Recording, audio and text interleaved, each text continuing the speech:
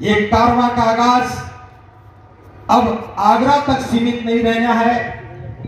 बाबा साहब जो तंबू का बंबू ढूंढ रहे थे, उस तंबू के बंबू की अगली कड़ी है कि अच्छा बौद्ध बनना चाहिए। इसलिए हमने देश के तमाम बौद्धों को इकट्ठा करने की योजना बनाई और 16 जून के दिन राजस्थान प्रदेश की राजधानी जयपुर में हम सब मिलकर के बौद्ध समाज के निर्माण की घोषणा करेंगे। अभी तक तो जातियों के समाज बने हैं, सभी अपनी अपनी जाति को समाज मान रहे हैं, बौद्ध भी बन गए, जाति भी बचाए हुए हैं। 16 जून 2024 बाबा साहब के अनुयायियों के लिए आखिरी दिन है। उसके बाद उनके जीवन में जाति का नाम नहीं होगा। वो जब भी कहेंगे बौद्ध समाज कहेंगे और हम ये घोषणा करेंगे 16 जून को भारत में जैसा बाबा साहब चाहते थे वैसा बौद्ध समाज बनेगा। जिनके परिवार हैं उनके लिए इन्होंने 5 मापदंड तय किए हैं। पहला मापदंड है कि मैं बुद्ध धर्म और संघ की शरण ग्रहण करता हूं। जो भी बाबा साहब के तंबू का बंबू बनेगा उसे बुद्ध धर्म और संघ की शरण ग्रहण करनी होगी। दूसरा, मैं सच्चा और अच्छा बौद्ध बनूंगा। ऐसा नहीं कि बौद्ध तो बन गए, जाति को बना के रखो, परंपरा को तोड़ो नहीं, मरने के बाद अस्थियां लेकर के कहीं जाने लगो। और आगरा में तो खास तौर से ऐसा होता है, उठावनी में भिक्षु बुलाते हैं और अस्थियां लेकर के फिर कहीं गंगा में जाते हैं। दोहरा आचरण नहीं, सच्चा अच्छा बौद्ध बनना है। तीसरा है कि मैं धम्म की व्यवस्था निर्माण के लक्ष्य के लिए आजीवन समर्पित रहूंगा। व्यवस्था निर्माण के लिए समर्पण होना चाहिए। चौथा है कि मैं अपनी आय का 20वां भाग यानी कि 5% धार्मिक व्यवस्था निर्माण के लिए नियमित रूप से दान करूंगा। ये बात भी बाबा साहब ने आगरा में ही कही थी, 18 मार्च को भी कही और 14 अक्टूबर को 56 में भी कही। मैं नेतृत्व के प्रति अटूट विश्वास रखूंगा। जो भी इस आंदोलन का नेतृत्व कर रहा है उसके प्रति विश्वास भी होना चाहिए। ये 5 ग्रस्त लोगों के लिए है और ये पांचों की पांचों बातें बाबा साहब के 18 मार्च के भाषण में से ली गई है। इसमें कुछ भी उनका अपना नहीं है। तो आज इन दोनों बातों पर यहां जितने भी उपासक उपासिकाएं बैठी हैं, मैं सिर्फ इतना कहना चाहता हूं, ये धम्म कारवां उत्सव नहीं है, ये धम्म कारवां परंपरा नहीं है, ये धम्म कारवां आयोजन नहीं है। ये बाबा साहब के द्वारा जो लक्ष्य निर्धारित किए थे उनको प्राप्त करने का एक माध्यम है, उस विचार को समझने का एक माध्यम है, उस विचार को जन जन तक पहुंचाने का माध्यम है। क्योंकि पूरे देश की भागीदारी इस धम्म कारवां के रूप में आगरा में होती है। और इस बार मैं बहुत ही प्रसन्नता के साथ ये बात कह रहा हूं, पहली बार आगरा के हजारों नौजवानों को मैं इस कारवां में भागीदार के रूप में देख रहा हूं। पहली बार आगरा का नौजवान अपनी पूरी भागीदारी के साथ आया है। जो लोग पहले से सक्रिय थे, काम कर रहे थे, वो आज भी कर रहे हैं। सब लोगों ने मिलकर के इतना बड़ा आयोजन सफल किया। इस बार मैंने कोई काम नहीं किया। इस बार मैं सबसे आराम से रहा हूं। आगरा की किसी बस्ती में मैं मीटिंग के लिए नहीं गया। मैंने किसी को आमंत्रण भी नहीं दिया। मेरे साथ मेरे 4 सिपाही, 3 भिक्षु, 1 भिक्षुणी, जो आगरा में डटे हुए थे, बस वही दिन रात काम कर रहे थे।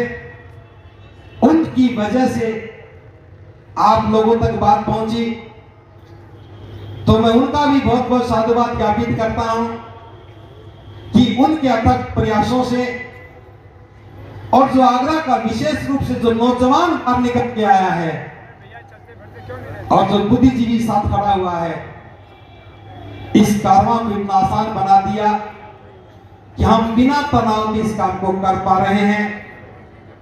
खास तौर से व्यापार मंडल के लोग, जूता मंडी समिति के लोग, जो पूरा परिसर साफ सुथरा करके कई सौ लोगों के रहने की व्यवस्था कर रहे हैं। खतरना के लोग, जगदीशपुरा के लोग, यासपुरा के लोग, इंदिरा कॉलोनी के लोग और खास तौर से धनौली के लोग, नरीपुरा के लोग, इस सब ने मिलकर के हजारों लोगों के सोने की, रहने की व्यवस्था की।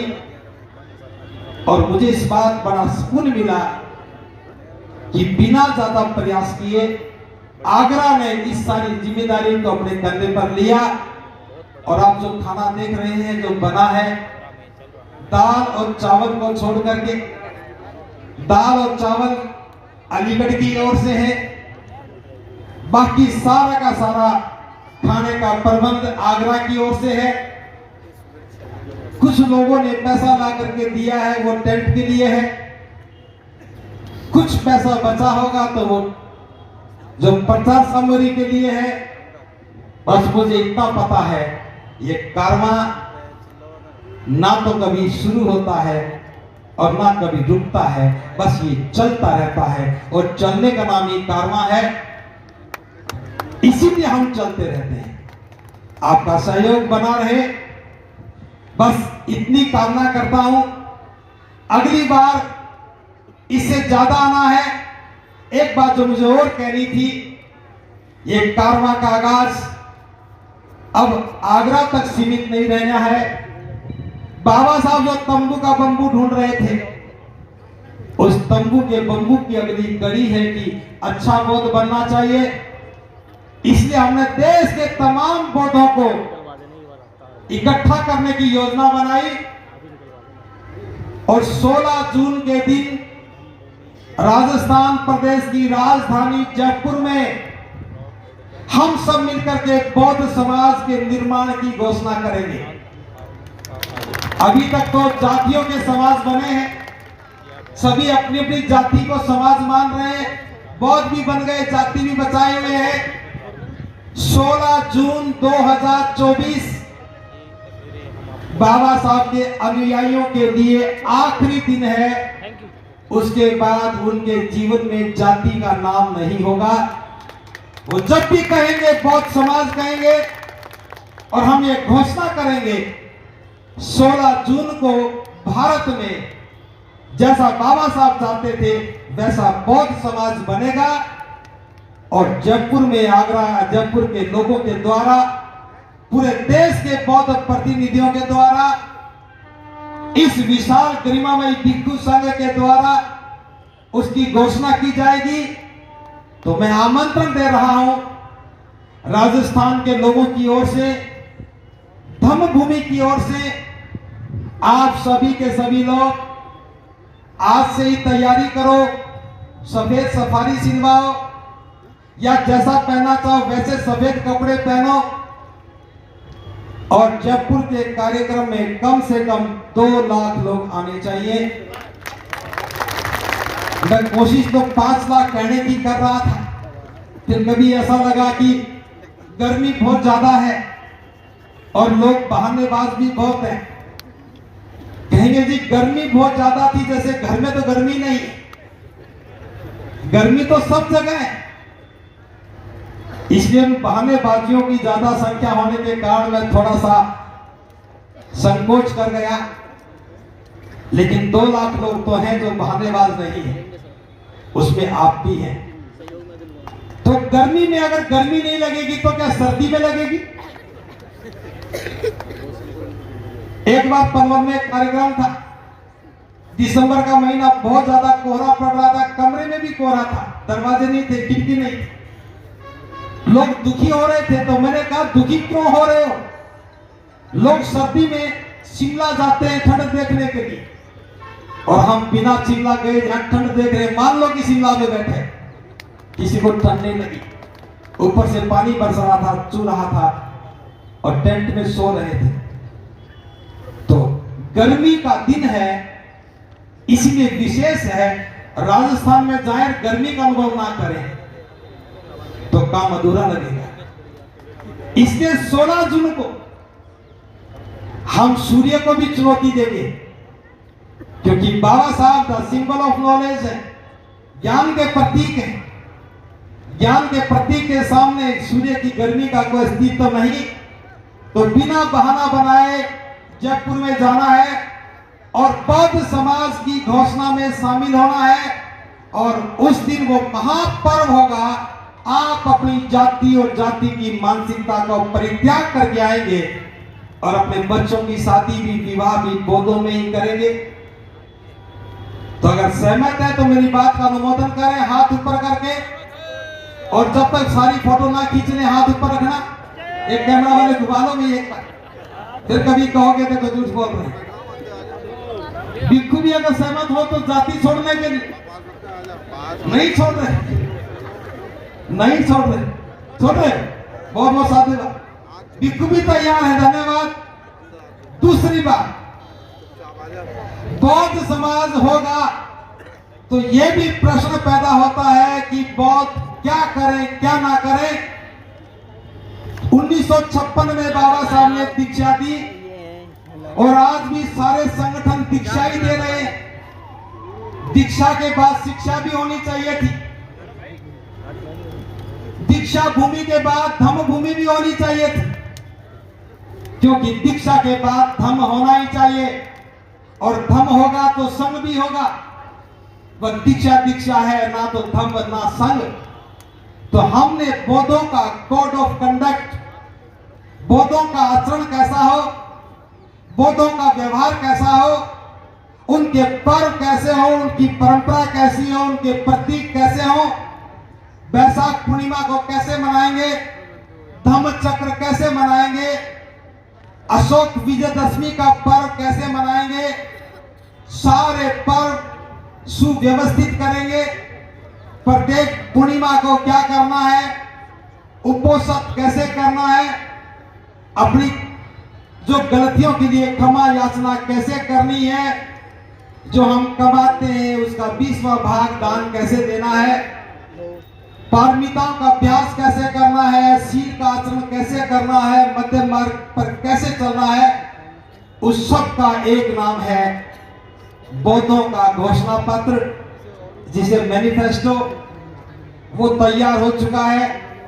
पिछले 2 महीने से लगभग 120 लोग उस घोषणा पत्र में काम कर रहे हैं। अभी हमने जयपुर में भिक्षुणी संघ के साथ दीक्षा भूमि पर इस पर चर्चा की। हम अभी लखनऊ में भी चर्चा करके आए।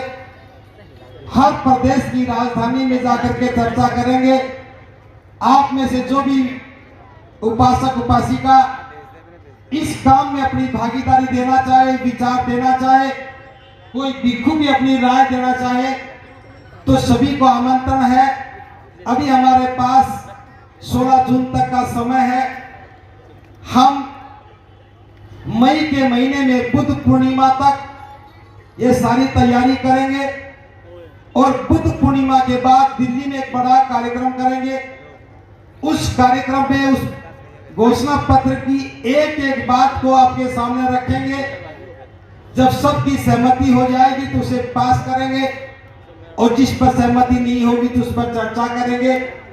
और उस दिन हम उस घोषणा पत्र को पूरा सही करके सभी के हस्ताक्षर करवाएंगे, ताकि हम समाज को बता सके, देश को बता सके कि एक घोषणा पत्र को एक व्यक्ति ने नहीं बनाया, एक संगठन ने नहीं बनाया, ये देश के सभी बौद्धों की, भिक्षुओं की, विद्वानों की, सामाजिक कार्यकर्ताओं की, संगठनकर्ताओं की भूमिका से बना है।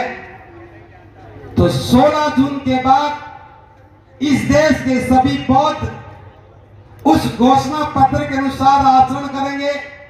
उनका व्यवहार होगा, एक सलीका होगा, जीने की एक तहजीब होगी। हम ठीक ढंग से अगर मैं बात कहूं तो बौद्धों के अपने संखार होंगे, बौद्धों के अपने पर्व होंगे, कोई कंफ्यूजन नहीं होगा। अभी बड़ा कंफ्यूजन है, जो बुद्धंग नमामि नहीं कहते, जो धम्मंग नमामि नहीं कहते, दिवाली आते ही कहेंगे कि दीपोदान मनाओ, होली पे कहेंगे कि लाल नहीं नीला रंग मनाओ लगाओ, रक्षाबंधन पे कहेंगे कि बहन राखी बांधती थी भाई भी बांध ले। कंफ्यूजन पैदा करने वाले बौद्धों को भी गुमराह कर रहे हैं, लेकिन बौद्ध गुमराह नहीं होते। ये विशाल भिक्षु संघ इस बात का आगाज करेगा जब भिक्षु संघ अपने हाथ से हस्ताक्षर करके उस घोषणा पत्र को जारी करेगा, तो हम कह सकेंगे कि ये घोषणा पत्र एक अथॉरिटी ने जारी किया है, एक व्यक्ति ने नहीं। और वो संघ की अथॉरिटी क्या है, धम्म की अथॉरिटी क्या है, ये मंच पर बैठा हुआ भिक्षु संघ तैयार है। सारे भिक्षु संघ के हस्ताक्षर के बाद वो घोषणा पत्र जारी होगा। फिर बौद्ध दोबारा से अपने गौरवशाली भारत की स्थापना करेंगे। फिर सम्राट अशोक, फिर बाबा साहब, फिर कनिष्क, सम्राट हर्षवर्धन, ये सारे हमें समझ में आने लगेंगे। एक बार फिर सारनाथ, नालंदा, दक्षिणा जैसा इतिहास हमारी आंखों के सामने होगा। तो मैं ये बात इस फक्र के साथ इसलिए कह रहा हूं, बाबा साहब के आगरा आने के 68 वर्ष के बाद 69वें वर्ष में एक समाधान निकल करके आया है। बाबा साहब जैसा देश देखना चाहते थे, जैसे समाज देखना चाहते थे, जैसा बौद्ध देखना चाहते थे, इस कारवां ने वैसा बनाने का एक आगाज कर दिया है। तो इसी आगाज के साथ मैं आमंत्रण दे रहा हूं 16 जून के कार्यक्रम के लिए।